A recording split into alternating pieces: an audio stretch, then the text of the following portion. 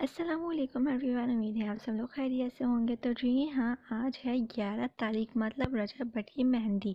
तो जी हाँ, रजब और ईमान की है आज ग्रैंड मेहंदी का फंक्शन, जिसमें हमें काफ़ी ज़्यादा फ़न देखने को मिलने वाला है।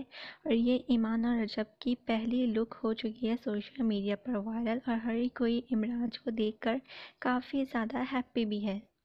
रजब भट्ट की शादी इस वक्त सोशल मीडिया पर काफ़ी ज़्यादा ट्रेंडिंग कर रही है, और रजब भट्ट की अब तक 4 ढोलकी के फंक्शंस भी हमें देखने को मिल चुके हैं, जिसमें रजब भट्ट और ईमान हमें साथ में काफ़ी ज़्यादा प्यारे नज़र भी आ रहे थे।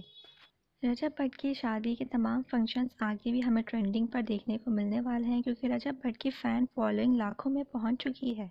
तो जी हाँ, हम आपके साथ शेयर करेंगे रजब और ईमान की मेहंदी के ग्रैंड फंक्शन की कंप्लीट वीडियोस। तो उसके लिए हमारे चैनल को ज़रूर सब्सक्राइब कर दें, और मुझे कमेंट्स में ज़रूर बताएं कि आप लोग भी एक्साइटेड हैं इनकी वेडिंग देखने के लिए। तो मिलेंगे अपनी अपकमिंग वीडियो के साथ। अपना ख्याल रखिएगा। अल्लाह हाफिज़।